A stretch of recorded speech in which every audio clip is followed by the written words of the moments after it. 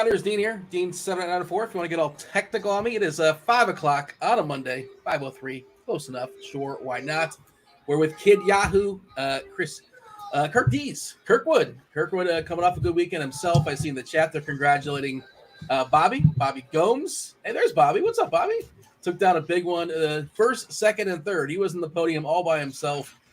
Took down 6 figures this weekend as well. I think it was a 6 Philadelphia stack, I want to say. So congratulations. Yeah, he had the number 9 hitter who I'd never even heard of. But let me just say this, where all credit should go to. 2 things. Yeah.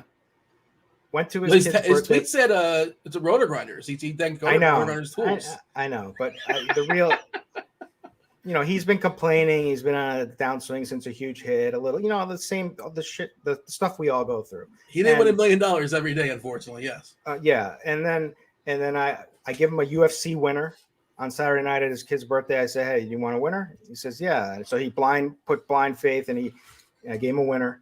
And that turned his mojo around. Like, that's what people don't understand, is that if he didn't get that winner from me, Sunday doesn't happen. But I turned the mojo around for him. Sunday, he takes care of business and wins like a boss and just dominates first, second, third, which is the way to do it. This random person that won the fight in UFC, they motivated the Phillies to put up like 12 runs? No, see, you still don't get it. You don't get it. This is why you're never gonna reach that level of success that other people reach, Dean. I don't see the correlation. I'm sorry, I failed to miss. It's not clear to me. You inspired him to make a good lineup, and somehow he wasn't aware the Phillies were playing baseball. I flipped the mojo. Absolutely, this is what happens, and you see things clearer. It's a whole process. This is what people don't get. There's a lot of different angles for this. Does Bobby take care of you? Does he give you a nice dinner? We tried, and I told him no, thank you, and I said, just loan it to me someday if I'm down and out, and or something like that. I was joking, but. So can I hire you out to flip my mojo? Is that something you can do for me? Dean, I've done enough shows with you to know that it's just not happening. This is it. It's just not happening. We've peaked. Can I have one just like to keep me sustained, like where I'm at, so we can keep playing? You hit a couple, and you don't realize that I've been doing some work behind the scenes for you. So you're pulling strings. Yeah. What about when things are going poorly for me? Can I yell at you and say, I hit the Heat last night? That was nice. I hit the Heat money line. That was nice. You had to like that. I mean, about time. Where's the Austin Powers gif? Like the Dr. Evil? Like, come on, finally join us. It doesn't make any sense. There's nothing I want more than the Heat to win after they beat the Celtics and have to listen to all these Joker slappies all over Twitter. You enjoyed that, or you didn't enjoy that? I'm sorry. I don't enjoy all the Joker. Like I'm sick of it. I'm sick. I've had enough of it. So you're jokered out. Yeah. So I'm rooting for the Heat for sure. All right. I don't know why you would dislike. For me, it's like 2 of my favorite players, my favorite team, obviously, and 2 of my favorite players in the league. So like worst case scenario, like Jokic gets a ring, and I like them. I like that team in general. But obviously, I'm rooting for Miami as well. We need the Panthers get going though. Panthers play tonight. That's a big one as well. Panthers in Vegas. I know. Like I imagine you got a pick for tonight? Do you have it? No, I'm actually going out to watch the game tonight. I'm hopeful they bounce back. Tonight. But it's in Vegas, right? It's in Vegas. Yeah. Okay. We'll see. If 5-2 score, it was a close game with 10 minutes to go. They pulled the goalie. It wasn't like a blowout. Steve says Vegas in 5. So does this mean he thinks Vegas tonight? I mean, Steve also, I think, was betting against the Panthers for a while, and like the same sort of deal. I was trying to tell him, I go, look, this team has the mojo. I'm no hockey savant or whatever, but just bet on the Panthers. They feel like a team of destiny. But we'll see. Now Vegas you is pretty tough as well. Now you believe in mojo. I get it. Well, I'm just using your terms. Okay. I learned something in the last 5 minutes. Wow, we got a big scratch, and this is the first one I've ever seen for this reason. Jake Fraley has been scratched due to allergies. Oh, that's a big one. That is actually that's legit. Yeah, it's a big one, and I've never seen someone peanut butter scratched due to. What's he allergic to? Can't you take a Claritin, or did he eat a peanut by accident or something? And also like Julio Teheran. Like I love Cincinnati. Yeah, Man. lefties, lefties for life against Tehran. Although it hasn't worked out yet. It's a small sample nonsense, but have you seen Julio Teheran this year? He's got a .82 ERA. You rarely see this discrepancy as far as ERA and Sierra against small sample stuff, but he's got a .82 ERA and a 5.51 Sierra. Like you talk about regression monster. Regression monster is supposed to be coming for sure for Julio Teheran, and it's an interesting slate because we'll talk pitchers obviously first, then we'll talk hitters, talk stacks and all that. To me, it's wide open, man. I had a really hard time ranking. Did you do a rankings today or no? I did not, and this is probably the first show that I haven't read Cheese today. I've been tied up all day today. I'm ready. I'm ready. I did my own stuff, and I'm ready to figure it out. But they'll be on later. Should note, by the way, programming note, 5:40, 6:40 starts. FanDuel, DK, they got together. They agreed. We're going to include the 2 early games, which I like because otherwise we would have a 5-game slate. We have a 7-game slate now. So what we're starting earlier, we're going to yield the crunch time at like 5:55. That's when Roth's going to come on. Roth, TastefulTides, Tim, and Cheese Pots. Cheese Pots? Cheese Pots? No. Cheese Pots. I like that. It's like fondue. We could call him the big fondue or something. Call him. Is that? It feels like that to me. Somebody's nickname, Cheese Pots. You're the master of nicknames, but does anybody have that? Has that been claimed? Probably not. I'm guessing not. I don't know, but I think we pivot now. We call Dave. We call him Fondue. Yeah, there you go. All right, we're gonna get going. We're gonna start as far as the slate. I want your thoughts. Your 30,000 screen. Your view from space. It's probably more feet than that, isn't it? Just a 30,000 foot view away as far as this 7-gamer. Some uncomfortable pitching. Blake Snell's on it. We have Manoah again. For me, I'm not a never again guy, but like not anytime soon is my thoughts as far as Manoah. All right, I just can't. Here's my thoughts quickly with that. I've been trying to make him work for a little while now. Use your mojo on him or no? No, I saved the mojo for big spots, but I've been trying to make it work, trying to flip the script for him, and I've kind of seen enough where I just can't take it anymore. Nothing grades out like it's okay. Like I've been giving him the benefit of the doubt. Basically, he has one good pitch right now, which is a sinker, which is a good pitcher, but everything else is irrelevant. He has no command. He gets no whiffs. He was 5 for 51 on whiffs on his slider and his 4-seamer. His velocity is low. That seems bad. Yeah, and so he's got one pitch. So that's you do the math. But and he's going to be somewhat popular tonight. Like this is the first night he's actually he hasn't been popular, and so I've been trying to make him work. And tonight I feel like he's going to get a little depending on the site. So he's going to be popular on Yahoo, not on FanDuel. Yeah, like 4% on FanDuel. Yeah, and he's going to be the projected ownership is pretty low on DK as well. 5%. Is he super cheap on Yahoo? He's like $27. And so what I'm doing, I'm just not playing him, and I'm playing the big Houston bats. Yeah, I love it. I think that's a great move. Is the rookie for Cincinnati, Andrew Abbott, is he available on Yahoo? Let me check. I don't think so. Or no, maybe he is. Hold on, but I think he might not be. Let me just $29. Yeah. So I like him, but I don't think you need him on there. I'm in DraftKings. I love him. And yeah, I don't think this is like, I just have a feeling he's going to go short distance tonight. He's going to rack up a bunch of Ks because Milwaukee stinks. And then there's going to be that opportunity. There's going to be that opportunity for someone to ship everything with the Abbott and like some Brewers bats. Oh, that's kind of a galaxy brain thought process. Really? That's where I'm not playing it, but I have that feeling that could be in play here tonight. Let's see. Steven in chat's telling us that Fairchild is jumping in the lineup for Freely. Fairchild's batting 8th, so I guess they shuffled the whole thing up. What do they have? India leading off now? Maybe McLean? Probably one of those two leading off. Odor, by the way, is batting leadoff. I saw in chat. What's up, chat? Kindly hit that like button. Do subscribe. Do turn on those notifications. Do join the conversation. Join the show.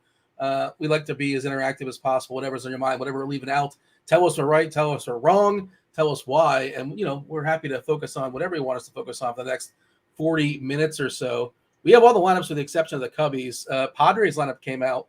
Odor is leading off. And, I would imagine the bat, Cardi, and the bat is going to be very excited about Ruben Odor leading off for San Diego. Odor, Tatis, Soto, Machado, Cronenworth, Sanchez, Carpenter, Kim, and Grisham. Let's see. Just so no Cubs lineup just yet. Altuve is still out. Newman is leading off. Just he's like a punt du jour, but like he's got no power whatsoever. It doesn't strike out, but like he's whatever. I'm not excited about Kevin Newman, but okay. There you go. So that part in chat is alerting everyone that McLean has been spendy AF on Yahoo, which is true. He is. He's 22, but he's actually come down. He's been at like 27 for like a week. And like one of our competitors has had like somebody's not doing their ownership projections right over there because they've had him projected for like 60% ownership every slate at $27. That doesn't seem likely. No. I mean, I don't play at Yahoo. But I know. No, it's like that seems wrong. Yeah, someone's dropping the ball. Everybody's 27. Is Judge still 27, or have they raised the cap? That's what it used to be, at least $27. No, that's the Judge was last 27, I think, but there's not many 27s. But that's their ceiling, right? That's what I'm asking. Yeah. Is it still? Yeah, that's the most. Yeah. So that doesn't make any sense. If McLean is $27 and he's getting 50%, 60% ownership, that's kind of goofy. I was talking about some pitchers that are not really trustworthy. Manoah is certainly one of them. Blake Snell, certainly one of them. I mean, there's some other guys just not very. Wainwright, long in the tooth, right? Tehran, I'm just not buying. He's been good so far this year, but it's such a small sample. I've watched both his starts, and there must be at least 6, maybe 7 balls that hit the warning track. They could have gone so much differently. We mentioned Andrew Abbott. Fanduel added his name to the pool earlier today. If you guys were filling out your Fanduel stuff earlier or looking for him last night, he's back. He's in the pool there, making his MLB debut. He's 8K on Fanduel, 4K on DK, which you said you're interested. I'm interested too. 35% strikeouts this year in the minors. I think it was 30% last year. He's fully stretched out. The Brewers are horrific versus lefties. It's a bad ballpark to be pitching in. He's he's kind of a finesse guy. I was reading Keith Law's his sort of his breakdown as far he was a number 10 prospect in the organization coming into the season. So not like a huge prospect, right? But one of their guys that's just not an absolute nobody. He's been good. And this Milwaukee team has been bad, right? Plenty of Ks there. And he's 4K. That's the thing. And he's 4K. And what is the opportunity cost of SP2 today?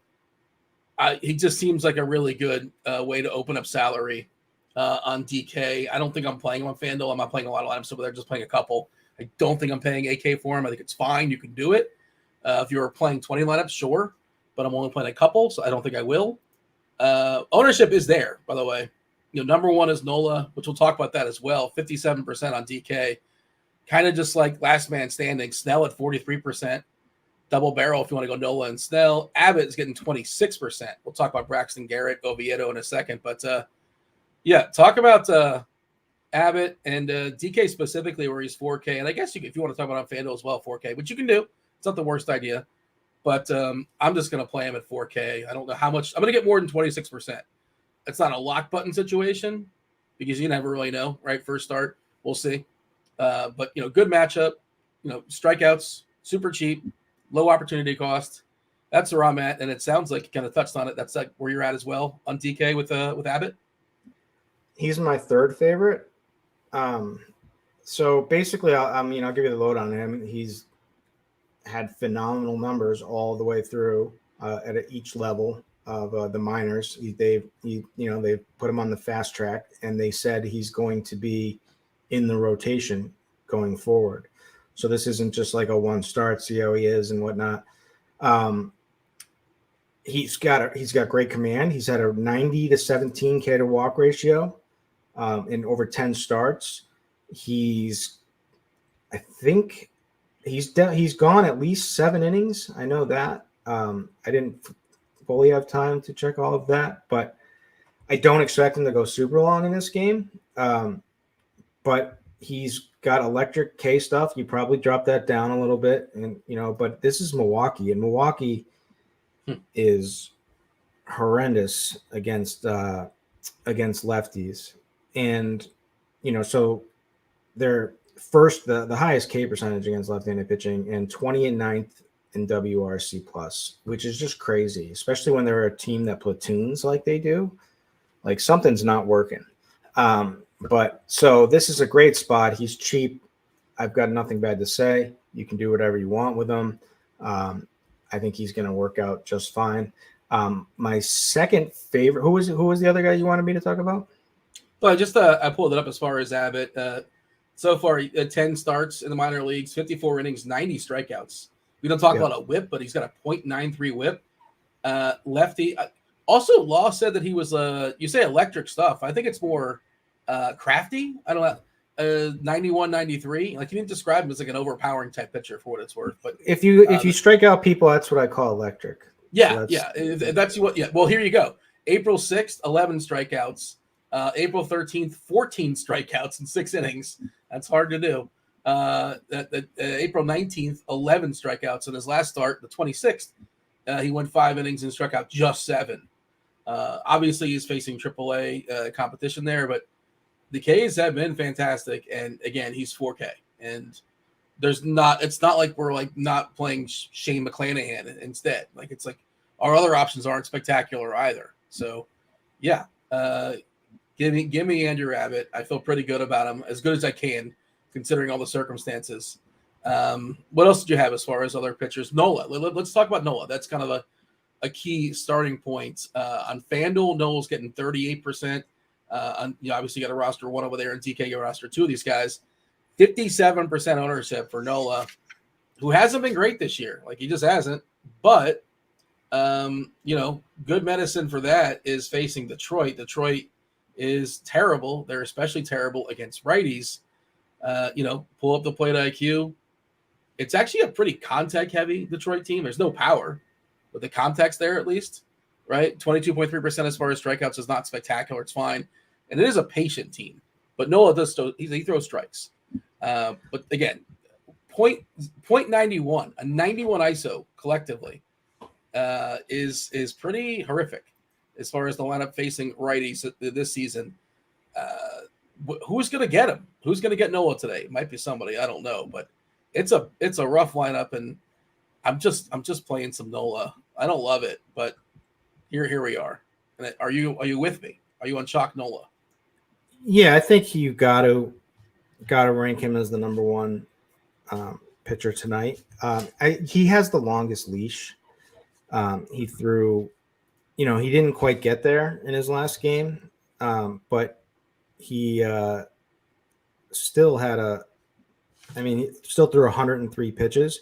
The good thing was his velocity was up again. So he's flirted with that, where there's been some velocity issues that we've been looking at, and that was fine. His curve was good again, and that's his money pitch. The problem has been all the rest of the stuff. It just hasn't been there for him, but I have faith in him. This is the Tigers. They do strike. I mean, they're still they're 9th in K percentage against right-handed batters. They're also 27th in WRC plus, which is. You're looking at season stats. I'm talking about this lineup specifically. Okay, yeah. So this specific lineup is more contact heavy than they typically roll out.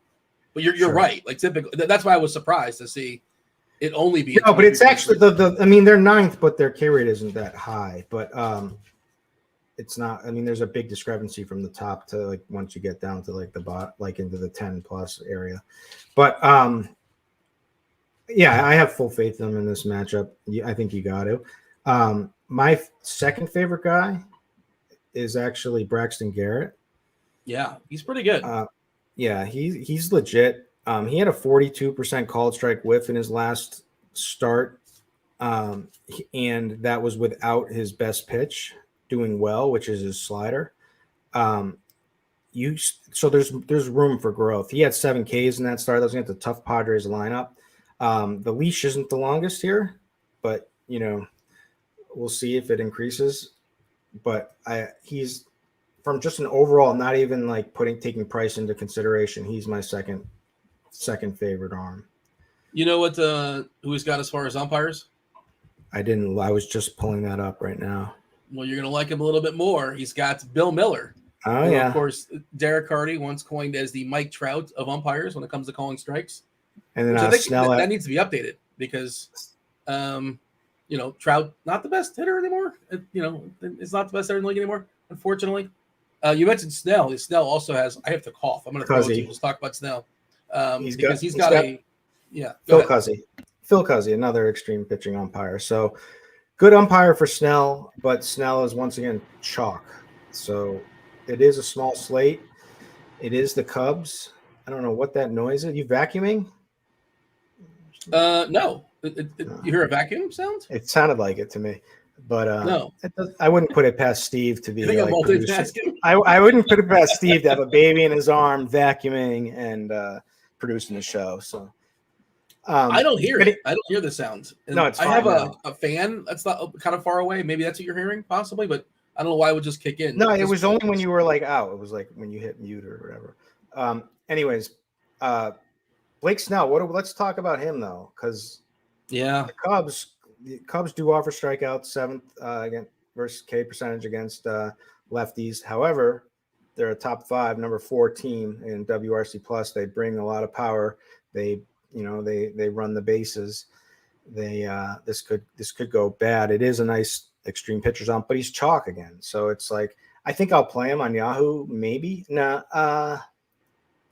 What's his price? Yeah, he's cheap. He's $38. Yeah. What's Nola? Like 50? Nola's not on it, right? I don't think. Let me make sure. They start. Yeah, it's a 5-game set on Yahoo. They start at 7, so we're missing that. You're kind of forced in. Yeah. Yep. So Snell's the chalk over there, but I mean, it's just gonna it doesn't even matter really unless you want to go out of your way and beat. I mean, for the GPP structure contest, absolutely go try to beat him, but you're just taking the blocker and moving on. In the cash, it's gonna be everyone. It doesn't matter what he does. Everyone's gonna have 100% Snell. We're projecting 9 righties for the Cubs for what it's worth. That's the last lineup we've yet to get. The only lineup that's still that we're waiting on as far as the Cubbies facing San Diego. We could look at his season-long stats. Snell, 24.6% Ks, which is good. The walks obviously are disastrous at 13.7%. It's a pretty patient lineup too. If Swanson's in there, 15% as far as walks. Suzuki will take a walk at 10%. Happ as well, 12.5%. Mancini, 13%, so 10% collectively.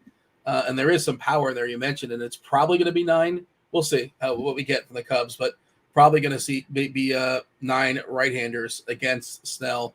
He is coming off his best start of the year. It's a low bar, I guess, facing the Marlins, where he struck out 7. He still walked 3 because that's just what he does, right? 3 walks last game, 4 before that, 2 before that, 4 before that, 3 before that, and it's just how he handles it. He's not great at controlling the bases as well. He's one of those guys that he'll walk you and he'll let you steal, so you basically can get cheap doubles against him. You're not getting a discount. I don't know where I'm at on Snell. I think he's fine. It's not comfortable, and this is why I think I'm with you. Is I'm pulling up my rankings. I'm pretty sure I had Snell 5th today in my rankings of 14 pitchers. We only rank 6. Had to put him on the board, but it's a little bit uncomfortable. And like you said, depending on what if you're using RG projections or the bats, it's kind of spitting out some Snell. Does RG projections like him as well? I was looking at just straight up raw points. Of course, the bat has a higher projection than the plate IQ projections do. Nola is number 1 as far as our consensus ranking. Abbott, he's not sneaking up on anybody. He's our number 2 consensus wise. Garrett 3, Snell 4, Oviedo 5, Maris 6, Sears 7. Maris not starting the game for Kansas City. Expected. Wait, what was Garrett? Was Garrett 3? Garrett was 3. Yeah. Okay. Yeah. Myself, the Luch, Keith Eister, and Head Chopper partook there in the consensus rankings. Shop's using my info, but he's got access to your How do I get a hold of that? So do I give a promo code to make it We work? we share all the same stuff. So he and we have different models. So I get access to his BVP suggestion model, and he gets access to my weather model. We share a bunch. It's a good relationship to you two. But I do all the pitching projections. Fair enough. We should mention Johan Oviedo, or if you want to. I love Oviedo. Love him? Okay. I do. I'm high in him long term. He's got a lot of stuff in that could transfer nice. He hasn't quite gotten there yet. Did have 5 Ks in his last start against San Francisco. High K matchup though. But it's just all about matchup. Oakland against anybody against right-handers and specifically are just really safe. Second in K per second, 29th WRC plus at home here. This is a good spot for him. So he's my next favorite. I'm probably playing him on Yahoo. Yeah, he's probably cheap. I imagine like $30 or something. Yeah, that's probably the combo for me is, some people are going to go Manoah. I'm just going to go Oviedo for more. I like whatever the pivot is away from Manoah until further notice. Like I played him like I think his second or third start of the season, and then he was horrific. And like every start, he's been horrific and just walks the world. But and also Houston's just I don't want to pick on Houston. I think it's a bad idea to face to roster Manoah. Like I have to see it first, and then maybe. I know he's really cheap and loved the guy last year. I think he's still going to be fine long term, but it's a disaster. And you watch him to be like body language guy. He just does not seem comfortable on the mound. He takes a long time. So he's been messed up by the new rules because he always takes forever.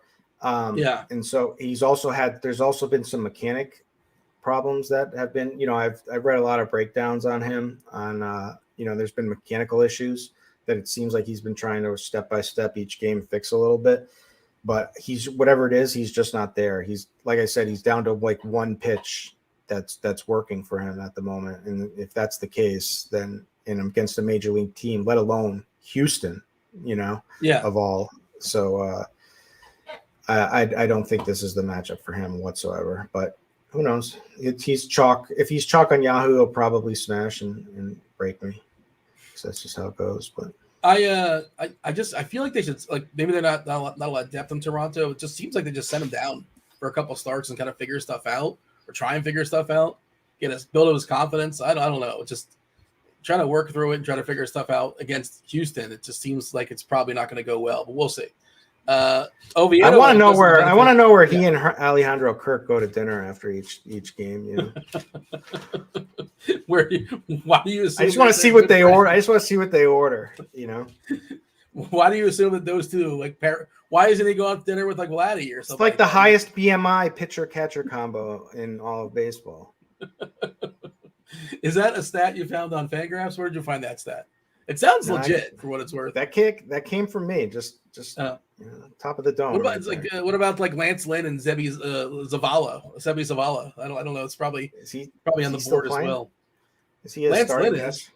Yeah. Well, I don't know. I was just trying to think of a catcher in Chicago. No, it was who was the catcher who was the hottest hitter on the White Sox for like a half a season, and then he got sent back down and then he retired.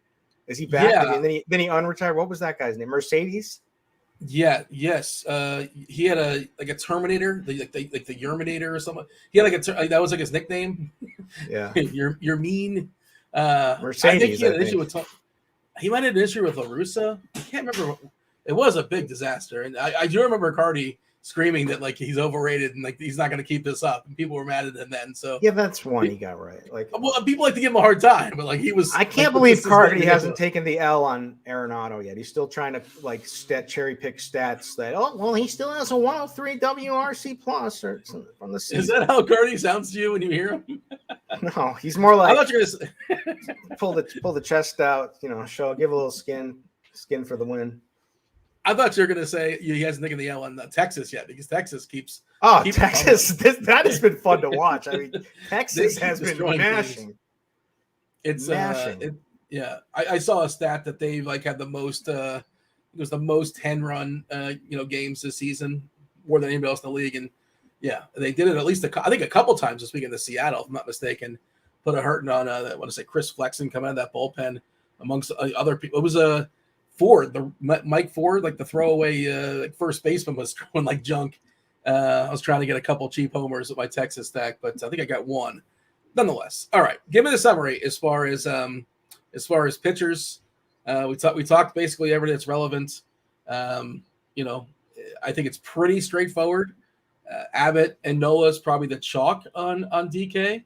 Is that what we're seeing as far as ownership? I think that's correct, right? Abbott at 26%. We got Nola.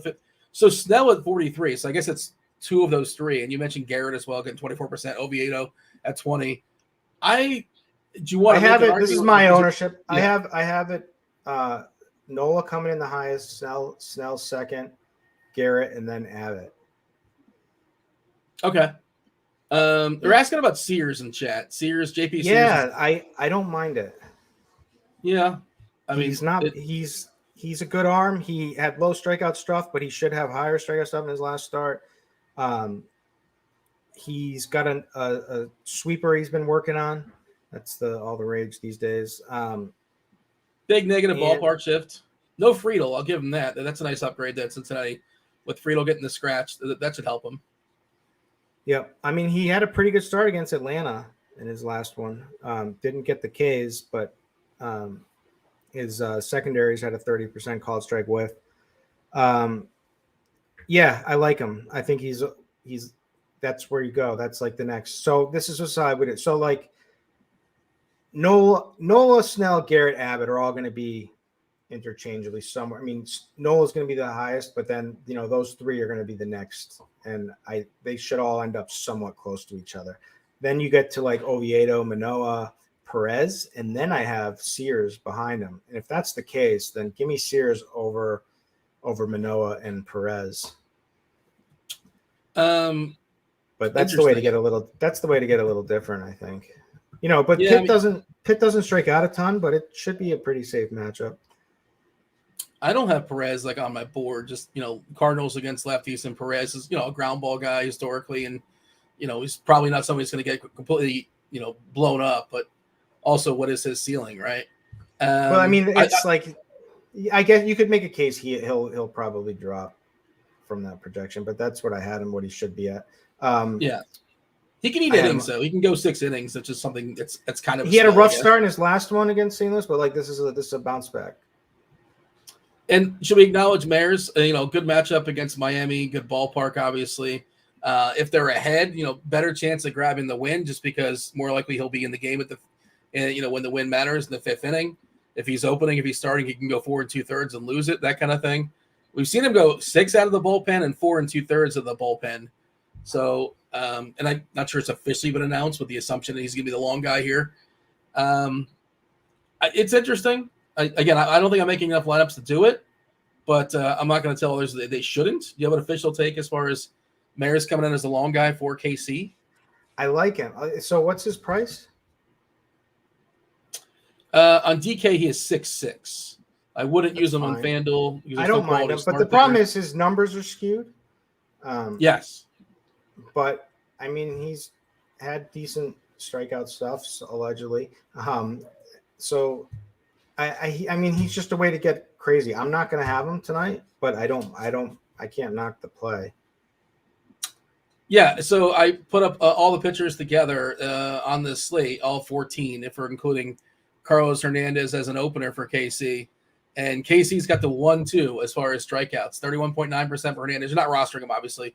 He's not going to pitch long. And then Maris number 2 at 26.4%, which I think is a little bit fluky. Again, the sample's not huge. And then Snell at 24.6, Garrett 23.6, Nola down all the way to 21.5%. Sports Connection says, so who are you actually using or recommending? You're recommending everybody, you say, Darkwood. Are you recommending every pitcher? Is that what's happening? That's not true. I said my favorite. I'm telling you what people are going to play. What I like is Nola, Garrett, and Abbott. and Oviedo. That's the pool for me. I'll rank them: Nola 1, Garrett 2, Abbott 3, Oviedo 4. I had a really hard time ranking stacks today. I just think it's so close. I really do. Now, do we give a Perez a kind of an uptick for St. Louis STL Cards being at the game? Is he going to be at this game? No, I think his road trip's over, thankfully. I think he went 0 for 3. Yeah. Okay. His kid got some autographs, which is cool. That's always nice. And good for them. I hope they're having a good time otherwise. But yeah, he was on a 10-day road trip with his family. I know he went to Pittsburgh. I'm not sure if he's been to Pittsburgh before, but I've been to like half the ballparks, and in my experience, it's the best backdrop in baseball. It's incredible. Looking at the bridges in the backdrop, it looks totally fake. It's spectacular. Highly recommend Pittsburgh if you're ever in the area.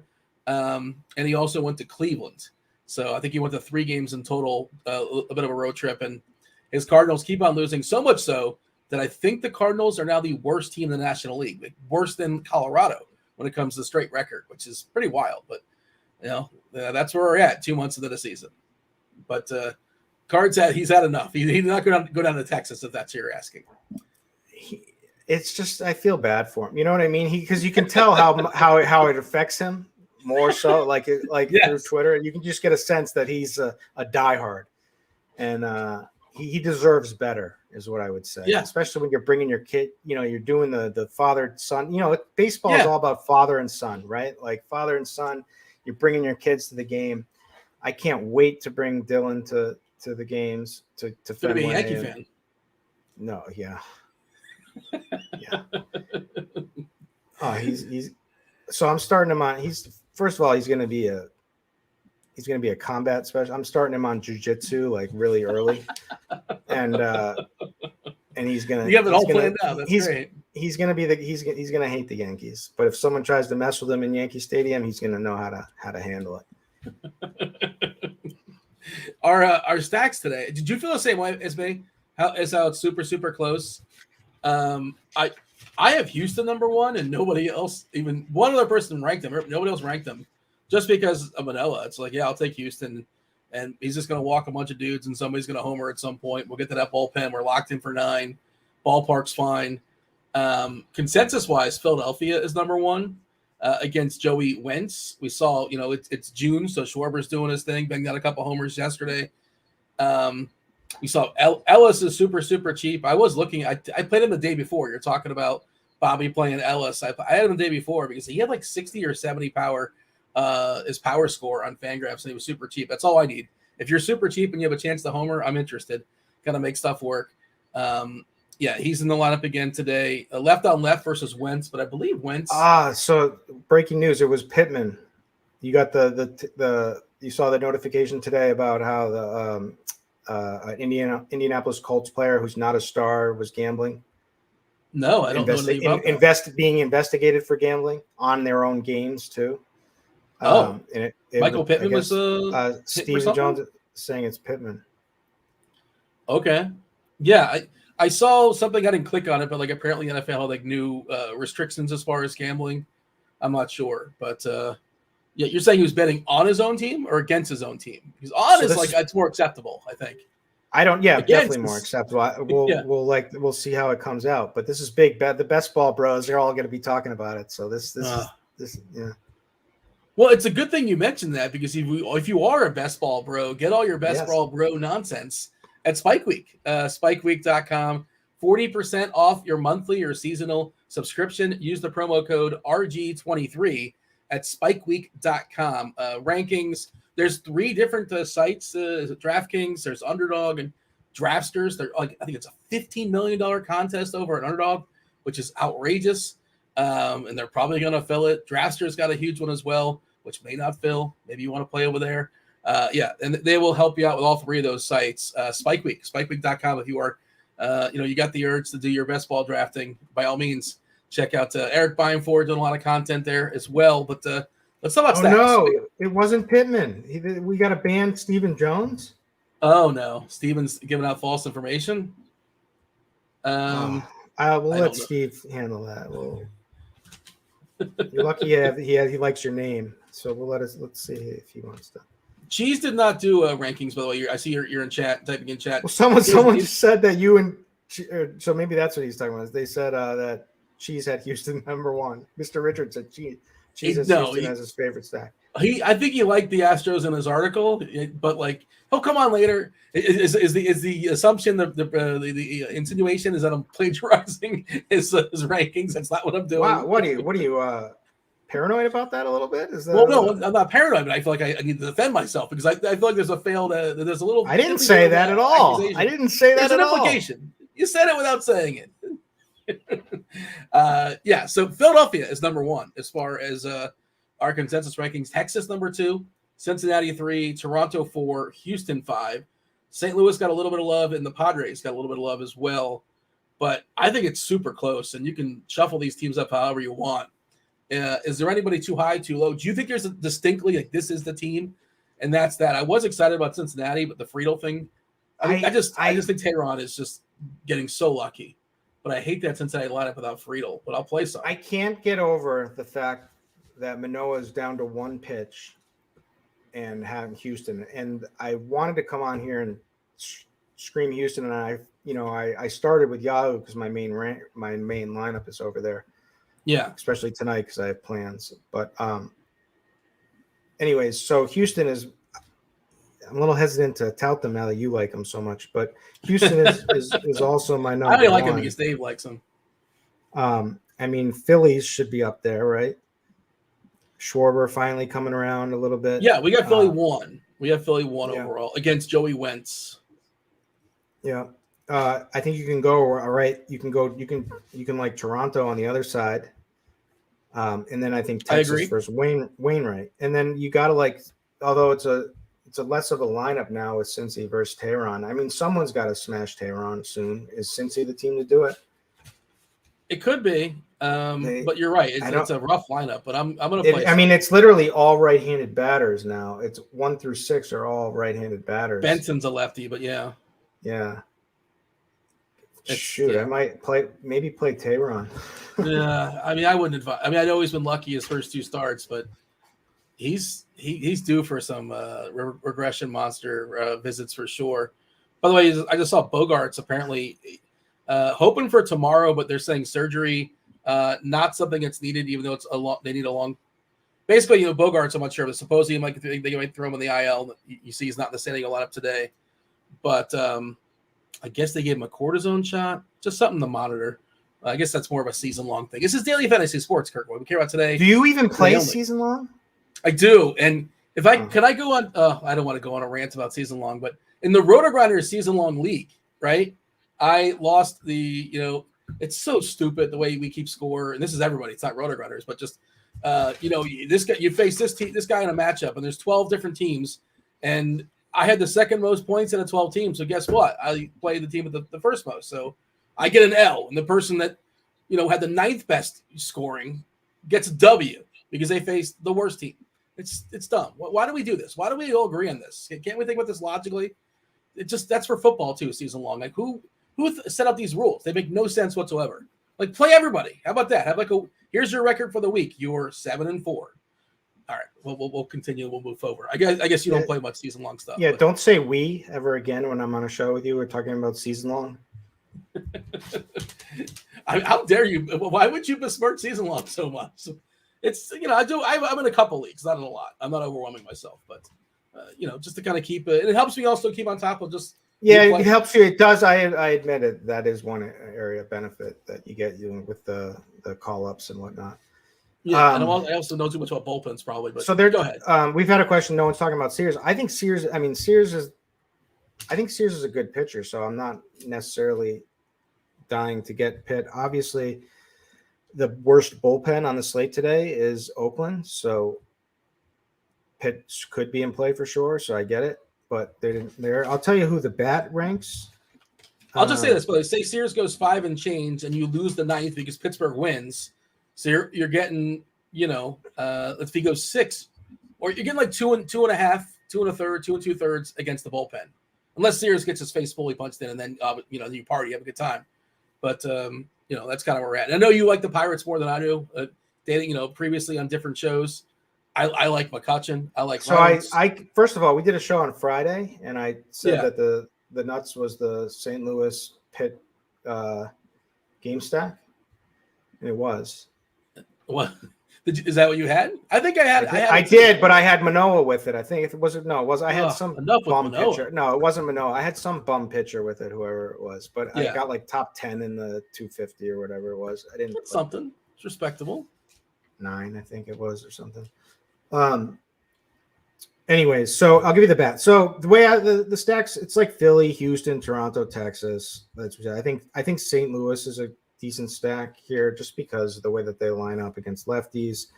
The bat has Toronto number 1, Philly, Texas, then Cincy.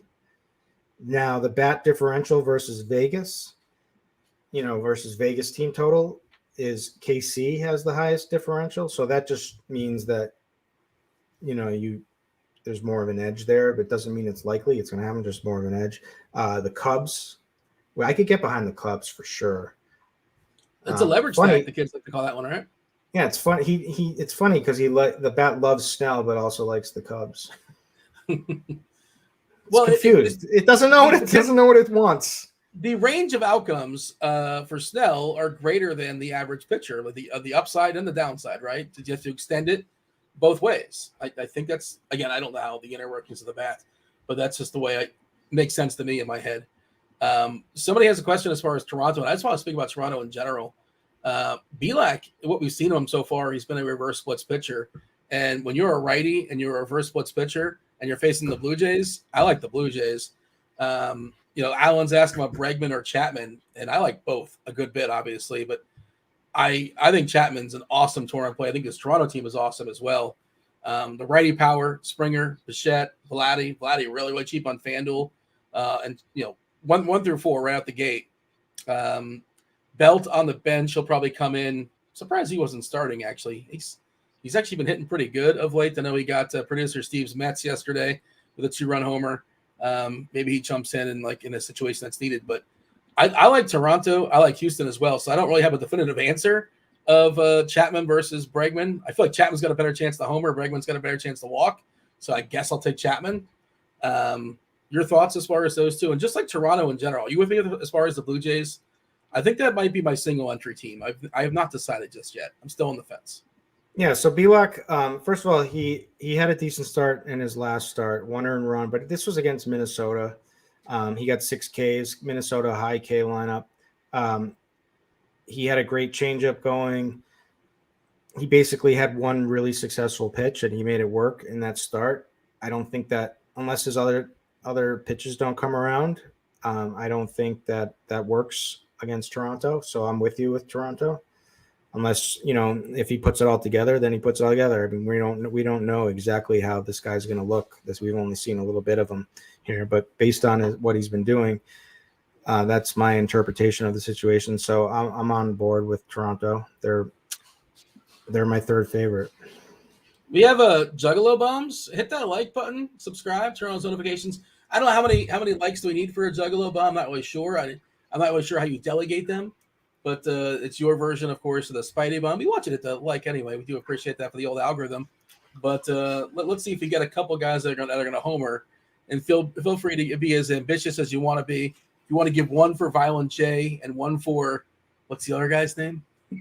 Couldn't think of it off the top of my head. It wasn't coming to me for whatever reason.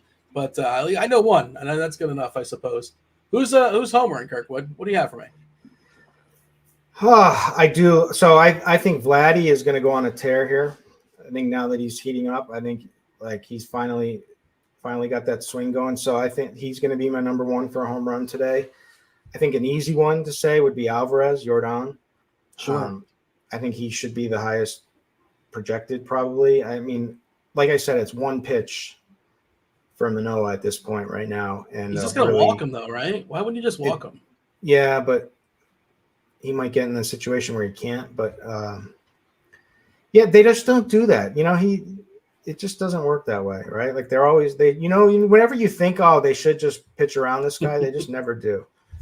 17.3% walk rate this year for Alvarez against righties. That is a huge number. That's got to be What is Soto's? That's got to be one of the tops in the league, right? That seems like a monster number to me. Soto this year. So, whoa. Do you know what Soto's walk rate is against righties this year? Oh, my God. I mean, I'm kind of giving it away. I'm leading the witness here. No, tell me. I can't believe his strikeout rate. But his strikeout rate is ridiculous. It's about Soto or it's about Yordan? Juan Soto. 17.2%. For him, that's ridiculous.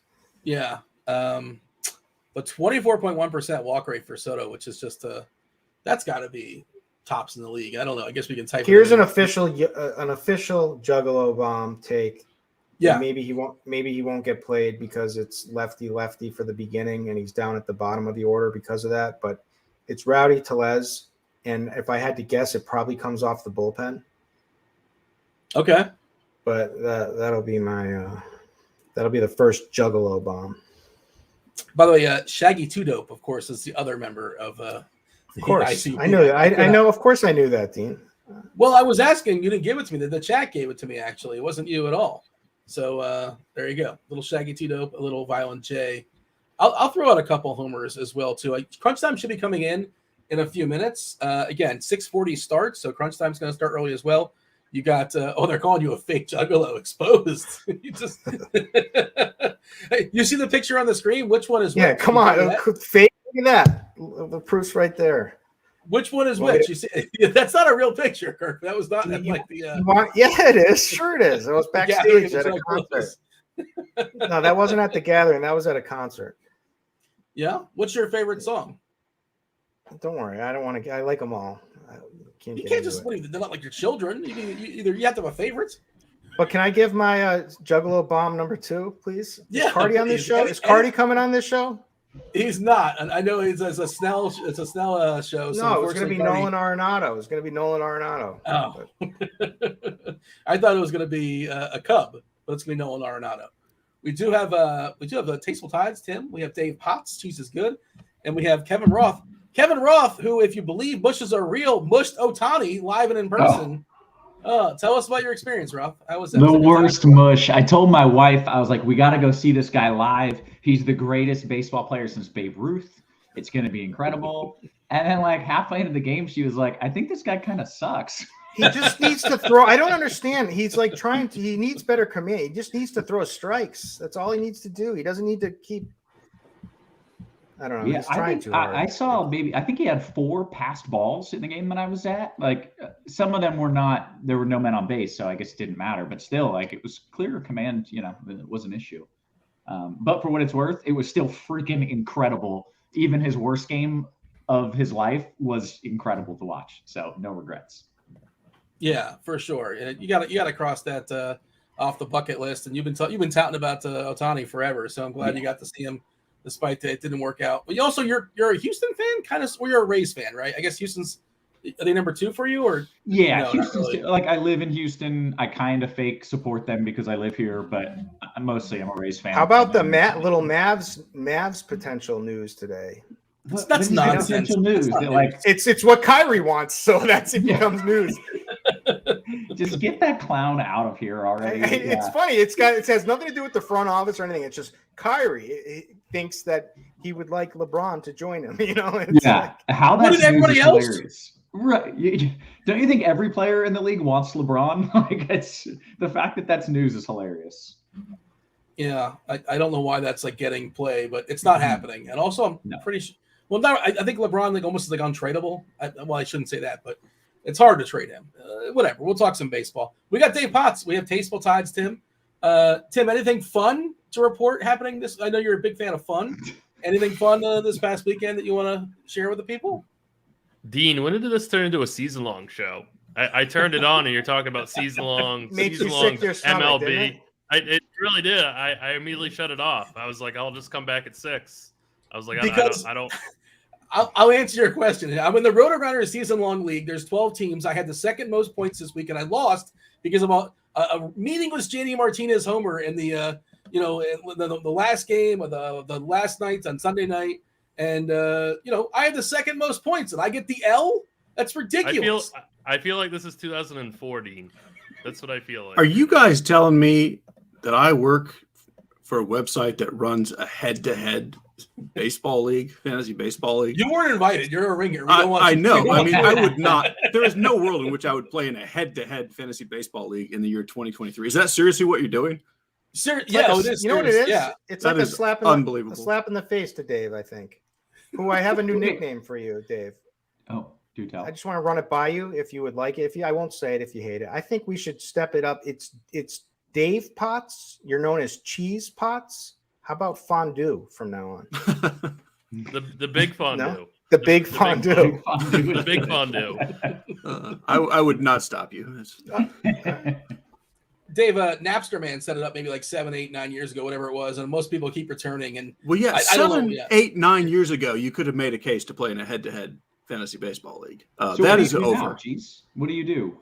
You just collect points, and at the end of the season, see who has the most? It's categories. You collect points in categories. Head-to-head is not a baseball thing. Like they need to cut it out. I will talk to Napster Man and get him sorted out. That is absurd. In your season-long leagues, is ERA and like WHIP still a category you accept, or you want fancy schmancy stats? No, I still accept ERA and WHIP. I Okay. accept anything other than head-to-head. Honestly, Holds acceptable? they're acceptable. I don't play in a holds league, but I'm fine with it. Yeah. All right. Fair enough. Tim, your gripe was you had nothing for me. You just wanted to complain that we were talking. That's fair. That's fair. That sounds right. Yeah. On brand. I have Kirkwood? nothing else to add. I have nothing else to add. We got anything else, Kirkwood? Are we stepping aside, getting out of here? I'm getting out of here. You got Tasteful Tides. You have Chief Meteorologist Kevin Roth. You got the Big Fondue. Roth, take it away. Good stuff as always. Welcome to it, ladies and gentlemen. This is indeed crunch time. It is the show where we have two of the sharpest minds in the biz joining us, walking us up into lock a little early today, and then maybe through lock if you got some questions still coming in. One, we got Dave Potts, aka Cheeseisgood, aka the Big Fondue. It's got a ring to it, man. It does. How are you, Fondue? I believe I'm fine. Yeah, it's a happy Monday. So happy Monday. Okay. I want to thank you for making me go to the baseball game, to the Ohtani game. I'm so glad you did it. I mean, I'm sorry he didn't throw a gem, but like just to see that guy live, I mean, you got to do it. I was like, I'm going to tell my great grandkids about this. Like, it was pretty cool. So no regrets. And really, I told you, I was like, yeah, I don't think I'm going to be able to swing it. And your disappointment when I said that was enough to make me like reverse course and be like, I can't have Cheese that disappointed. That's awesome. I'm proud of you. That makes me happy. Yeah, it was cool. We had a good time. So, I appreciate the motivation. We got Tasteful Tides, Tim as well. What's up, man? Yeah, I'm very happy for you that you got to see Ohtani. That's like I would love to do that. If he ever came to Boston, I would consider going, even though I'm, all the way in Maine. That's really cool, Kevin. I'm glad you did that. I am too. I feel like I have been excited about Ohtani since I read an ESPN article about him way before he was even in the major, like in MLB. So I've been an Ohtani fan for a long time. So it was a really cool moment, even though he sucked and he got shelled. It was still sweet. So no regrets there. But hey, nobody's here to, learn about how much I love Ohtani in the game. They are here to get the plays. They are here to get the straight fire, the winners. And that's what we got to give them. Cheese, do you think you're prepared to do that? Yeah, but there's a lot of winners today. Like it's a good slate. Okay, that's good. That's exciting. Hey, by the way, I'm going to say this slow so that my mic doesn't crap out on me. Make sure you sign up for the Fanduel Sportsbook if you're in a legal sports betting state. Take advantage of their awesome bonus offer. New customers get a no-sweat first bet up to $2,500 in bonus bets. Terms and conditions apply. $2,500. That's a ton of money, Cheese. Yeah, that's a great offer. Yeah, it's a great offer. Why not do it? Yeah, got to do it. I don't know how it works. If you can just drive to another state, if you don't have it in your state, you should do that. I don't have it here. I don't know if that's. I don't know. Maybe we'll find out next time I go to maybe Nashville. Yeah, that's what I did. I went to Nashville, and that's why it was wonderful. Anywho, Cody says I didn't see Ohtani pitch, but he went to see him live, and he hit 2 bombs. I would have lost my mind. I would have gotten my ass kicked in Houston because if Ohtani hit 2 bombs, I'd be screaming at the top of my lungs. I bet a lot of people would be anywhere really. It's you could tell obviously it was a pro Houston crowd, but it was also a quasi pro Ohtani crowd for sure. Okay, hey, let's talk about the slate. Would you mind kind of giving me an overview? You said it's good. Yeah. So there's 7 games, and I've got 7 offenses that I would call definite top tier offenses. Wow. And several more of kind of the weaker offenses are facing pitchers that can be beat. So like you can really do a lot of things. And we've got some very concentrated chalk on the pitching side. Basically probably 3 to 4 pitchers soaking up essentially all of the ownership. So we'll talk about if you want to bother trying to get different, or really because there are so many bats, there's not really much in the way of chalk on the hitting side. So it's a lot easier to, if you want to just play the chalk pitchers, you can, and you can spread it out on the other side. Okay. Well, I'm intrigued to hear, your take and Tim's take as far as, what the move is, but let's dive right into it. Let's start by talking about some of those pitchers. Cheese. So the big chalk pitcher is Aaron Nola. He is Aaron Nola, although he does not look like Aaron Nola. That's still the name on the jersey, and he's facing the Tigers. Ooh. So he's obviously going to project the best in any system. He's going to be extremely high owned on DK, pretty high owned on Fanduel. He's not hard to get because he's been having kind of a down year. He's only $10,000 on Fanduel, 10-2 on DK. I think because of what the slate is, he's okay chalk, but I still don't think he's great chalk. Like a guy who is like, he's a below average strikeout pitcher more than 10 starts into the year. Like he's not really Aaron Nola. But I assume he was not a below average strikeout pitcher in prior years. Like, right. Yeah. He's been very good. Like that. he was a straight up ace the last 3 years. Yeah. And he's just started slowly. I think he's fine. Like, I don't think there's anything wrong with Aaron Nola, like as a pitcher. I think the strikeout rate will continue to come up a little bit, and he's facing the Tigers. He is the best pitcher on the slate. He's the air quote safest pitcher on the slate. I think if you're being funny with the bats, I would just play Nola. The next chalk is going to be our old friend Blake Snell. However, we're not talking like 50% kind of chalk because everyone's going to play Nola ahead of Snell, and then there's some cheaper pitchers. I still think he's popular enough that I am way underweight. Like he has to be contrarian for me to start playing him. It's not even that hard to play Nola and Snell together on DK, and I think that'll be the primary combo.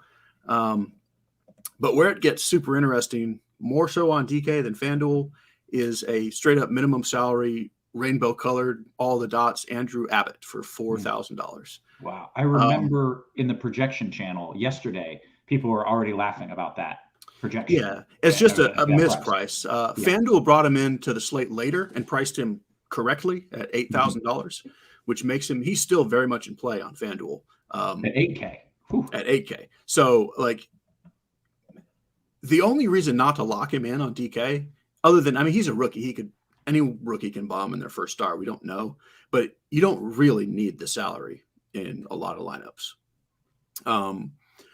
I think he'll be the third highest owned pitcher. I think most lineups will be Nola with either Snell or Andrew Abbott. But I also, if there's a fourth moderately chalky pitcher, it's probably Braxton Garrett, who I also like a good bit. So I'm playing Garrett ahead of Snell. And even if that means just eating the salary in most lineups. I also have a little bit just on DK, JP Sears and Oviedo for Pittsburgh. Like those guys are both fine and kind of stuck in the middle pricing wise. So they'll be basically forgotten. I didn't end up needing enough salary to play Sears on FanDuel, but you're allowed to. But basically, like Abbott should be $8,000 on DK. Mm-hmm. So I think he's wonderful chalk. I think he's the best chalk of all the chalk on the slate. And I think Nola Abbott as a chalky combo is good. And I would just steer more away from Snell chalk. Right. I feel like Nola Abbott is the the chart. Like that's what people are going to do, right? That's well, the thing is, it's got salary's barely like I think Snell and Abbott will end up fairly close on DK. Like you just there, like straight up price straight up. Thing. I'm playing Abbott over Snell straight up personally. Right. Snell does have a higher ceiling because pitch count, etc. But I'm playing both Garrett and Abbott ahead of Snell without taking salary into account. Are you worried about Abbott's pitch count at all, Cheese? No. Yeah, I'm not either. Like he's been a full on starter in the minors. It's not like he's coming in with 70 pitches. Like he's been going 85, 90 in the minors. Like projection systems have him like around like 81 to 83, and it's like that almost seems low to me. So I think that has to be assuming he's not going to pitch well enough to go 90. Right. So that's just factoring in his floor. Yeah. Okay. His pitch count is how well he pitches, basically. Yeah. Yeah. Any other names, Cheese, that you want to throw my way? That wasn't that many. I would not. I'm going to spread out on the hitting side, not so much on the pitching side. Gotcha. Okay, great. Tides, let's kind of walk through what you're doing, because I feel like everybody is going to go Abbott and Nola. I feel like everyone's going to do it. Yeah, Abbott and Nola they're definitely going to be the most popular combination. But I mean, Blake Snell, I mean, he is technically our second highest projected owned pitcher right now. So I just want to jump in and say, like, both the Bat and RG have Snell, like, right. Consider not like it's kind of close, like double of Abbott. Right. And I don't think it's going to be that, but they're both showing it. While also pointing out projection systems that are algorithmic can't figure out what to do with a rookie. So yeah, he's going to be as high owned as Snell, but yeah. Carry on. No, so like let's say like right now it says like Blake Snell 44%, Abbott 24%. Let's just say they're both going to be 30. You know what I mean? So it's not going to be like this overwhelming Abbott Nola situation that I think that Roth was kind of thinking could be the case. That is going to be a popular combination, but I don't think it's going to be an overwhelming pairing. Just from I know some people might want to know like who I'm playing in cash games on DK. I know that I'm playing Nola and Abbott, and I know that that's very, very kind of scary to pitch a rookie in cash, making his debut playing in cash. But I'll just take that misprice. Like he is at least $2,500 too cheap, if not more. So I'm going to take those savings in cash games, and I'm going to play Nola Abbott. There are definitely cases to be made to play Nola and Snell. But Snell is pretty expensive, and Snell is a very inefficient pitcher, despite the fact that he is a pretty talented pitcher and he's a good strikeout pitcher. But I'm just going to take the savings and go Abbott. I think Oviedo gets squeezed pretty hard in terms of ownership. So I really like him. Like if I was multi-entering, I would try to get overweight Oviedo, and he's around 15% owned, I think, right now on DK, and even lower than that on Fanduel. So I wouldn't mind getting a little bit overweight him. I think he gets a really unbelievable matchup. And then Cheese mentioned Braxton Garrett, who I absolutely love, but he has had no leash. He has been kind of limited to around 85 pitches, and his price is not as good as Oviedo and Abbott's. So, it's still a good spot, but I think I prefer Oviedo over Garrett. And then some projection systems like Alek Manoah, but I'm all set with him today. I will let him beat me. If he beats me, I can't believe you even mentioned his name. I was hoping we would just not even. Okay, we don't even have to mention his name. Yeah. I just wanted to mention him because he is kind of popping in projections a little bit, but it's like I'm not gonna even go there. I wasn't even sure if Cheese mentioned him or not, but I'm not gonna say that name out loud for a while. No. Okay, fair enough. We don't have to talk about it anymore. But yeah, I think the from a macro perspective, this is a condensed pitching pool slate, and then it's very much a spread out hitter slate. I mean, there's a lot of good stacks, a lot of good spots today, and there's just not there's not a lot of depth in with pitching today. Okay. And for a tournament, is it crazy to get off Nola and just, I mean, it seems like there's enough other pitchers there that if Nola has a bad game, which he certainly can and has. He certainly can. Yeah. I don't think that that's really that crazy at all. I mean, Nola is the best pitcher, but Nola is not himself this season. And we're starting to get a pretty significant sample size for 2023.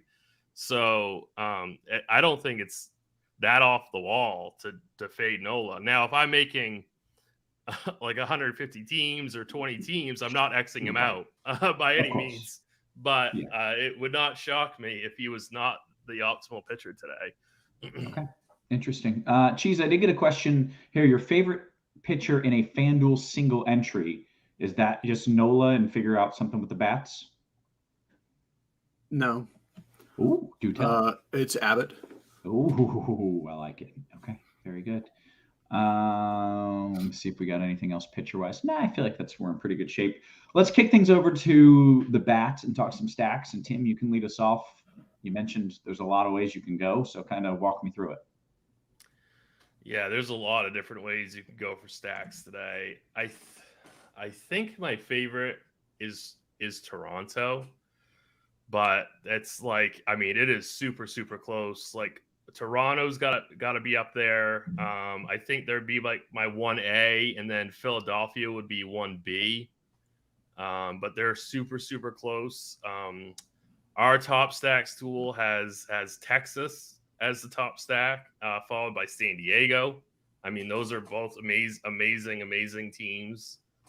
Those are the four that I love. And then I don't know how many.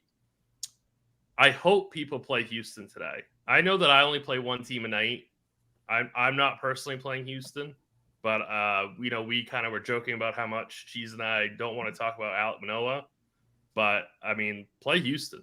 Alek Manoah is really struggling.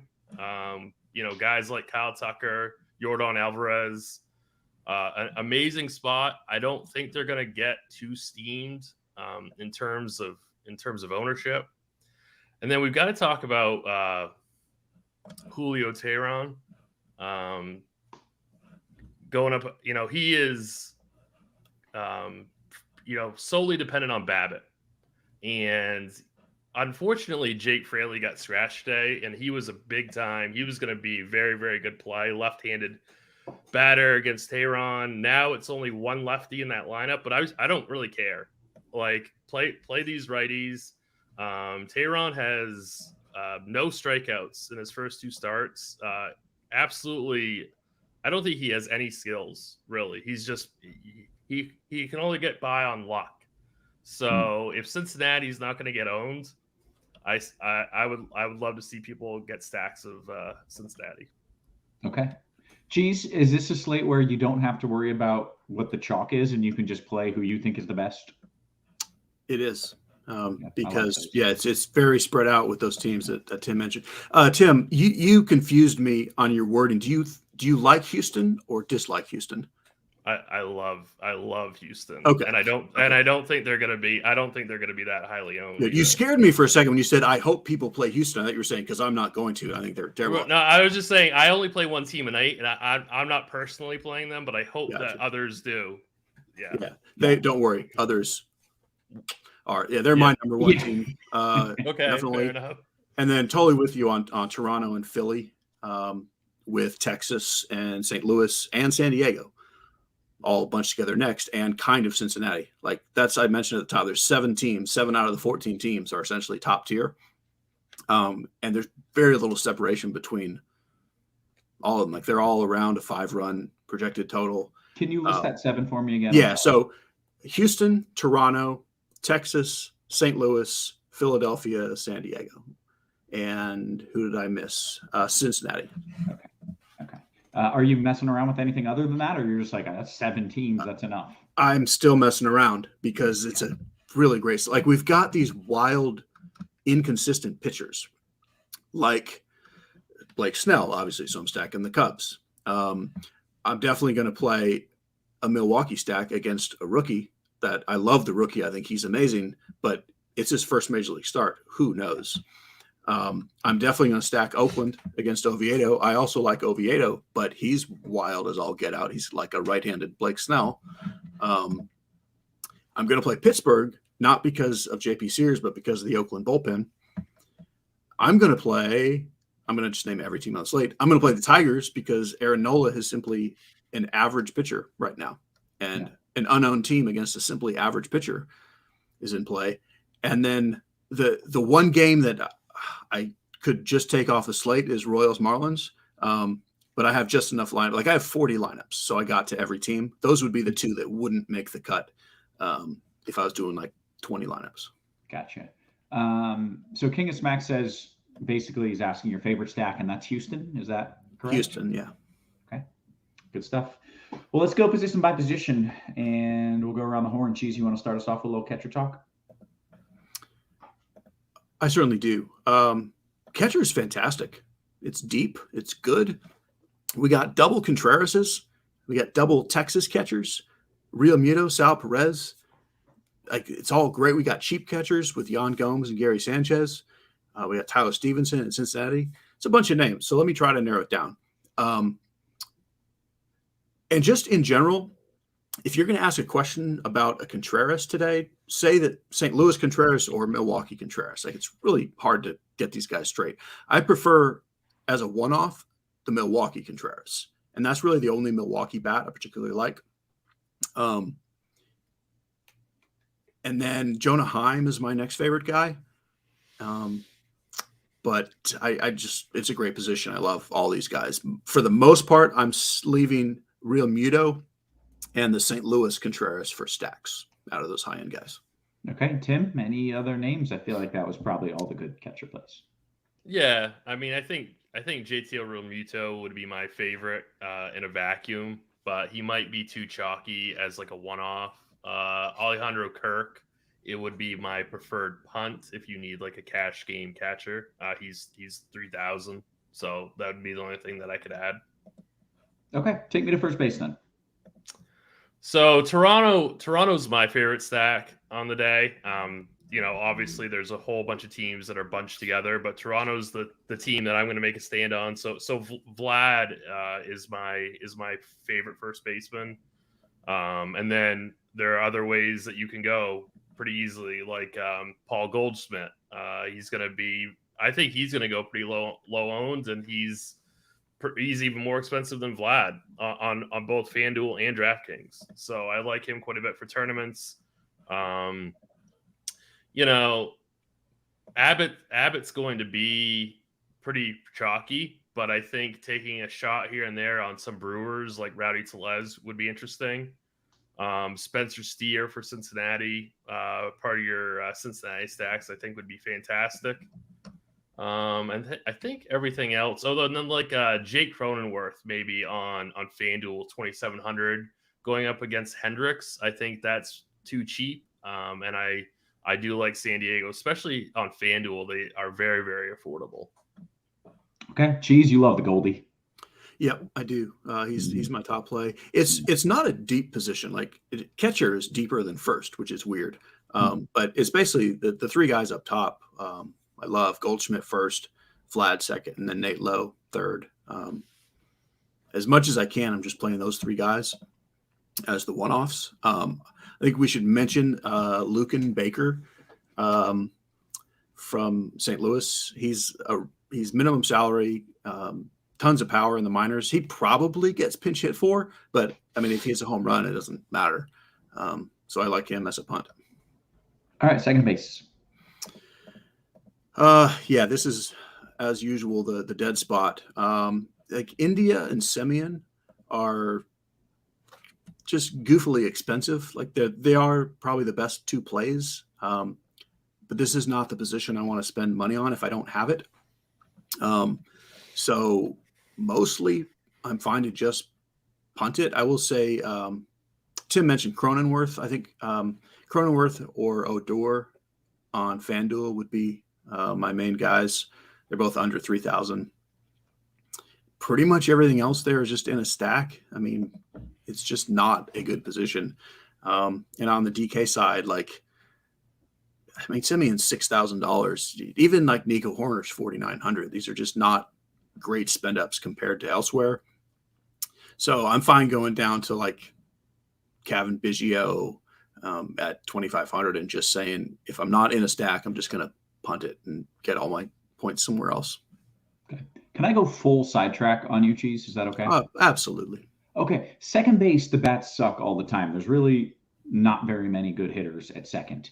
Is it a position where defensively it really matters? Like, is it a super important defensive position? No, that's what's weird. I mean, it is kind of, but not as much as shortstop. And a lot of these guys aren't even great fielders either. Like, I'm not exactly sure what's going on. It's like they just take the worst guy. It's the old right field from Little League. That's what I'm just put the worst guy at second. He doesn't have to throw it very far to get it to first. And I don't know what's going on. Okay.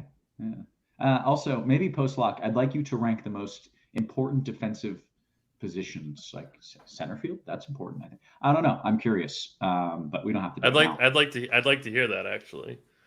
Let's do it. Cheese, you want to do it? We'll after the questions, we'll see if we got time. That will be exciting. Okay. All right. It's no pressure. Okay, Tim, you are up for some second base talk. Yeah, so on DraftKings, Kevin Newman batting leadoff for 2,600, I think is viable. Like if you're looking for punts, Castro for the Pirates is 3,500, and he's 2,400 on FanDuel. Luis Urias is mid price on FanDuel, and he comes with tri-positional eligibility. So I think he's at least interesting. Transitional. Go. Right. Very nice. Yeah. Nick Senzel, same thing, 2,700. So it's really a position that I'm going to be looking to save a lot of money at. I see no reason to pay up. I do kind of like Whit Merrifield also, but that's kind of like he's kind of expensive, and I think you're kind of just hoping to get a little bit lucky paying $4K for him on DK, but I think he's at least viable because I do like the Blue Jays quite a bit. Okay, third base. Yeah, so Matt Chapman is my favorite third baseman. He seems like really too cheap on FanDuel, appropriately priced on DraftKings, but I still think he's quite accessible. Brian Hayes, 4,100. Spencer Steer on FanDuel, 3,500. Manny Machado, if you're playing cash games on FanDuel, 2,800. I think that's way too cheap. I'm trying to think if there's anyone that I would play as just like a one-off. Like Alex Bregman, I think would be like an interesting one-off. But other than that, it's just guys in stacks. Okay, Cheese, third. Pretty strong up top. I love Chapman as well. I love Arenado, Bregman, Machado, and Josh Young. Like that's 5 kind of spendy third basemen, all with upside. I say spendy. They're spendy on DK. Like Machado's only 2,800 on FanDuel. Arenado's only 31. Chapman's only 32. So definitely don't goof around with a cheap guy on FanDuel. You can goof around on DK and, punt with Drew Ellis or something like that. I like Patrick Wisdom a good bit in the mid-tier. And that is that. Okay. Hey, by the way, if you're watching this and you're like, how is this program free? It's because it's sponsored by FanDuel, and all we ask is that we get more eyeballs, more likes, more subscribes. So do us a favor, hit that thumbs up for us. That's it. You don't have to pay. You just have to hit a thumbs up. It's very simple. So if you wouldn't mind doing that for us, we would appreciate it. Cheese, how about some shortstop talk? Yes. How about some Corey Seager? Oh, yeah. Yes. He's far and away my favorite play. And close with on FanDuel, Tatis, again, is shortstop outfield. So the two of them are in kind of a tier of their own with Bobby Witt and Bo Bichette next. We again have Trey Turner priced down on FanDuel. So he could be your cash game guy if you can't quite get up to a Seager or Tatis.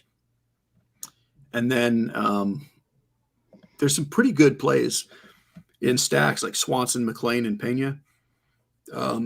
You could even punt with the Brewers guy, the Monk, who is 2,300.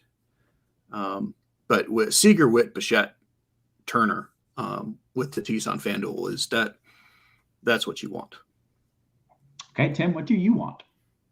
I want Bo Bichette the most. It's just so easy to stat a strong team because we have that super cheap pitcher on DK. So it's really easy to pay up for these premium stacks. And he's been killing it, right? Bo Bichette, like killing it. Yeah. I mean, it's that's not why I like him, but I mean, yeah, he's a great hitter. I agree with Cheese. Trey Turner's probably your cash game guy on FanDuel shortstop, even though he never does anything when I play him. Matt McLean, I think, is he's a good, really strong play on both sites. And then I think it's and obviously Tatis on FanDuel at 4K is amazing. I'm going to be curious to see where San Diego comes in tonight, just because there's not going to be a lot of condensed ownership. Like, it's going to get really spread out. So I think that he's not going to be high enough owned where I still think that you could one off him. Okay. So Very good. All right. How about the outfield, Tim? Yeah. So George Springer is my favorite, followed by Kyle Schwarber. Those are my two favorite spend off options at the outfield position. Kyle Tucker, Yordan Alvarez for larger field tournaments. Nick Castellanos is a play that I like quite a bit. Will Brennan is the only left-handed bat in the Cincinnati lineup tonight. And I say I'm actually going to try and punt with him tonight. He's 2,300, I think, on DK, and 2,100. Will Benson, 2,100 on FanDuel. So he would be one of my favorite punts. And I also like Nick Senzel quite a bit. He's 2,700 on FanDuel. Okay. Cheese, I assume everything starts with Yordan. Definitely. He's the top play. The way the FanDuel pricing goes, there's not so much need to punt unless you really just want to get like Alvarez, Harper, and Tatis in the same lineup, because right around 3K, like Schwarber's 31, Tucker's 34, Varsho's 31, Springer's 33, even Soto's only 36. So I don't love punting much below that on FanDuel. Seiya Suzuki at 3K, I like a lot. But yeah, Will Benson would be the super cheap guy if you need him. But I think he's more interesting on DK. Alvarez, Tucker, Schwarber. I'm hoping Schwarber is a little overlooked because it's lefty. But it's a good lefty kind of matchup. There's plenty of other cheap bats around the 3K range that I kind of like Jesus Sanchez, Connor Joe, Brian Anderson's another Milwaukee bat you can consider, Seth Brown. There's lots of ways to go. It's all over the place. Play one of everybody. Yeah. It's good advice. Michael says favorite FanDuel outfielder 3,900 and below. Cheese. Is it Soto? He's kind of in that price. Soto would be the cash play. Overall, I would say it's Tucker. Okay. All right. Very good. Let's get some home run picks, guys. We've given out some pitchers, given out some hitters, and now we give some home run picks before we take questions. Tim, I'm putting you on the spot first. Who do you like hitting the bomb tonight? You can give me somebody chalky, or you could be cool and give me somebody off the board. I want to go Will Benson. And then I want to go George Springer. Okay. I assume Will Benson is the under the radar guy because I have no idea who that is. Is he the chalky guy? He's the one lefty on the Reds.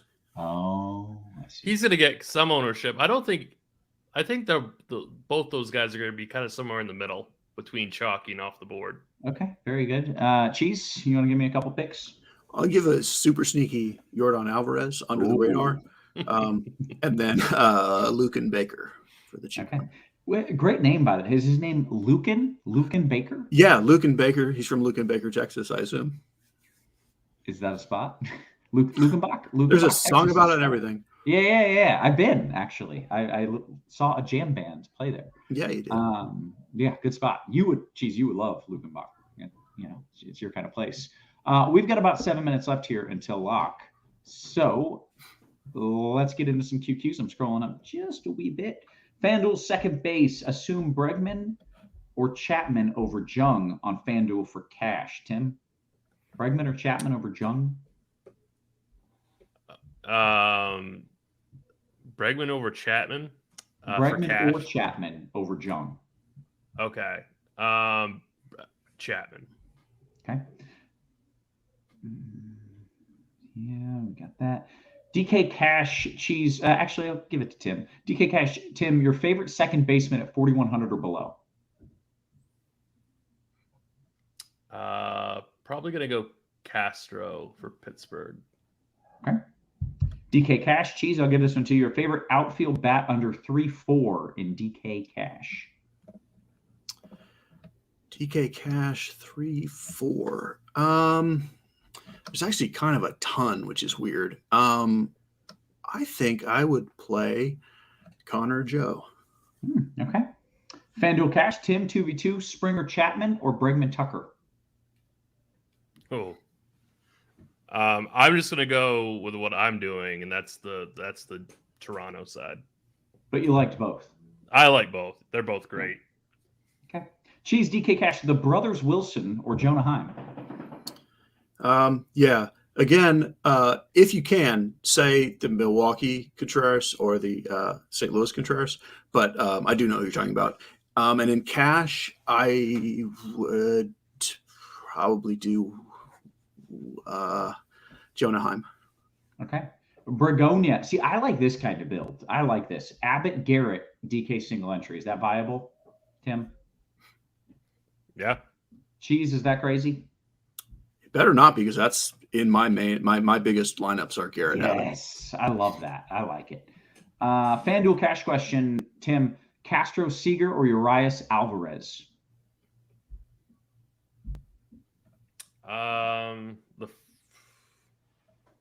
I guess the second one. They're both good though. Okay. Cheese, DK Cash, goalie or Vladdy Daddy? Yeah, there's a couple of pairings, and I already see the other one question coming up next, where you're going to ask Tatis or Alvarez. Like, they're so close, and they're like the best plays on the slate. I mean, you're splitting hairs. Personally, I prefer Goldie, but the answer is simply yes. Okay, all right, that's fair. FanDuel GPP, Cheese, I'm coming right back to you. 3,100 and under. Okay, so it's a 2v2. FanDuel GPP, a 3,100 and under second baseman and Jung or Simeon Ellis?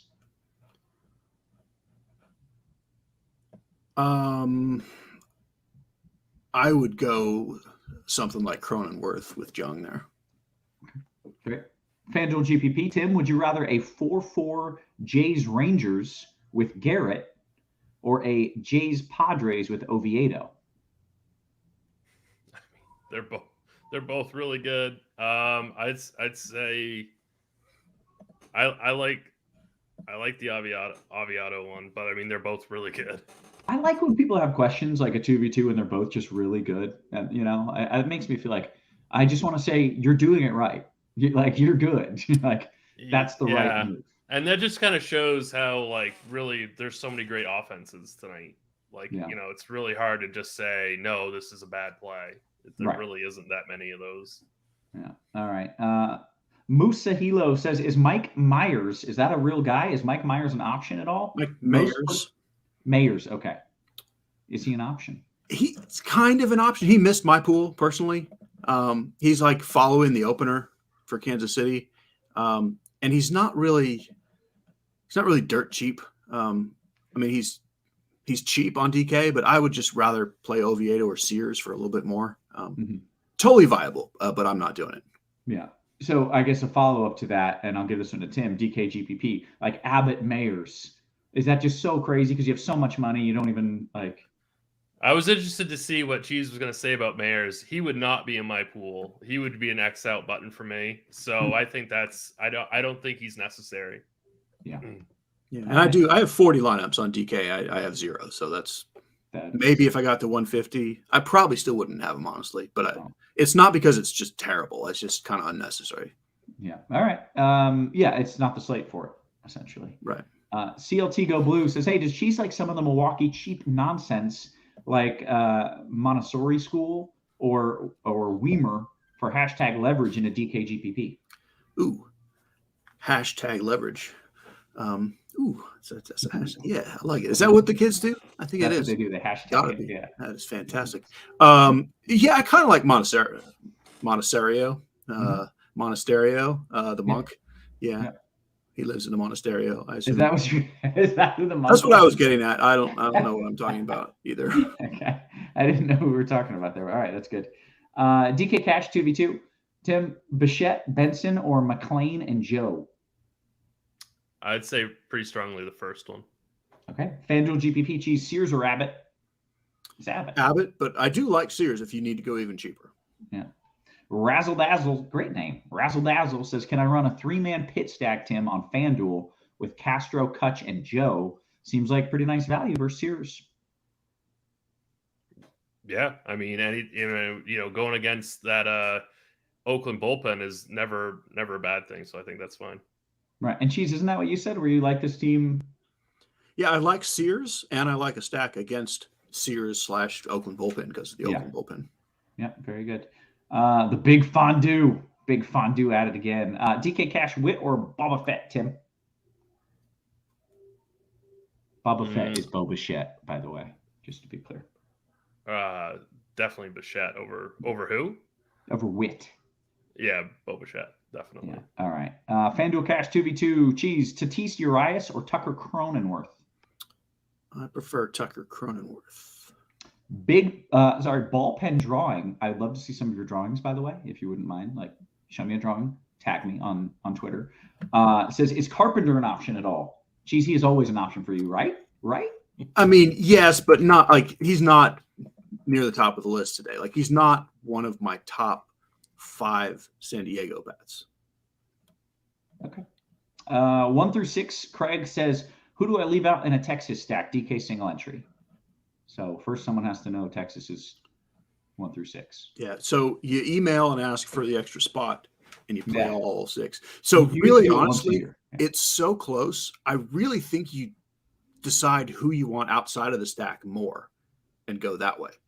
Like I really honestly have no particular preference. If I just have to choose one, I guess I would say leave Josh Young out. But I really think you just play the positional game and see what you're happiest with elsewhere. Okay. Hey, we've hit the lock, but don't go anywhere because we still have the question of the night, and we still need you to hit that thumbs up and that subscribe button for us. We're not going to beg, but it's great. It's incredible free content with 2 really sharp people. Just hit the like, hit the subscribe, hang out with us all season long. Cheese, I know nothing about baseball. All I know from baseball is what I've learned from you. So I know something. Tell me what the most important / difficult defensive positions are. Like, I know first base is for jabronis, right? Generally speaking, left field, right field, and first base are where you can kind of just put a guy. First base is they're all kind of hard in their own way. Of course. And I'm assuming we're not considering pitcher because that's not really defense per se. And it's also, if you're including pitch framing, calling a game, catcher is definitely the most important. But if you're talking about actually fielding balls that are hit, then shortstop is first, center field is second. Yeah. And then comes your old second base. Okay.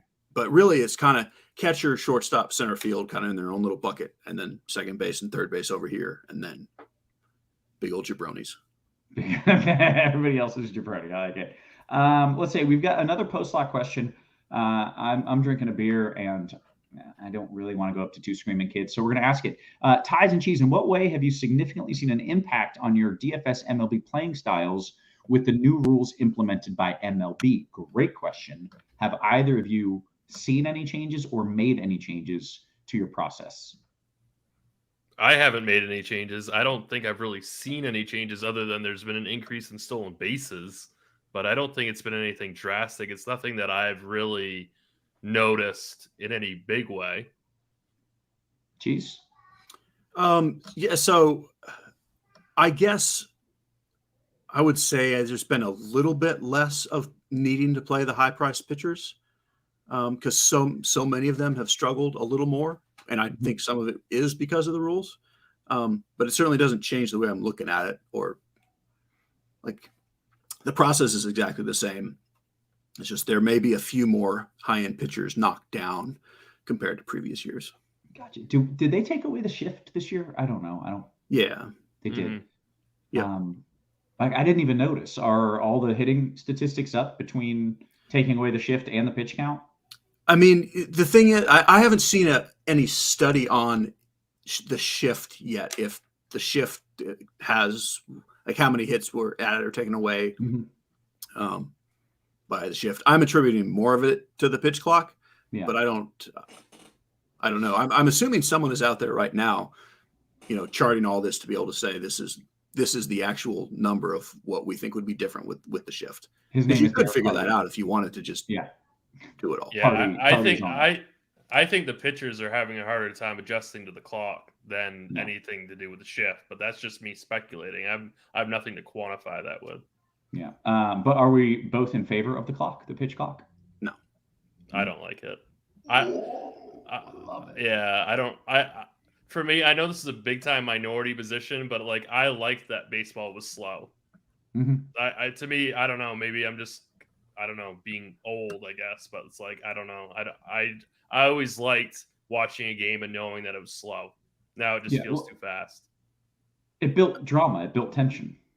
I mean, I like the faster game, and it's certainly better for TV. But it's made players worse. Like I think it's been bad for the sport. I don't think it's bad for viewing, certainly on TV. I think it's bad for going to a game.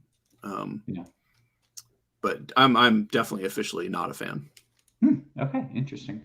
Is there any way in hell that they remove the pitch clock, or no? It's here and it's here to stay. I would guess it's here to stay. It could. Maybe they change it and bump it up a little. I don't know for sure. Yeah. I think you see adjustments to the existing rules, but I think it's for the most part here to stay. Yeah. All right. Let's see. I got a text from the wife. It was not a Hail Mary, but all right. I'm gonna go help her anyways. We are going to bounce on out of here. As I mentioned, just hit us with that thumbs up, but we're not asking for too much. Always good hanging out with you. For Cheese, for Tim, for our wonderful production crew, always working hard behind the scenes. Guys, we appreciate you. We love you, and we will catch you tomorrow. You have been crushed.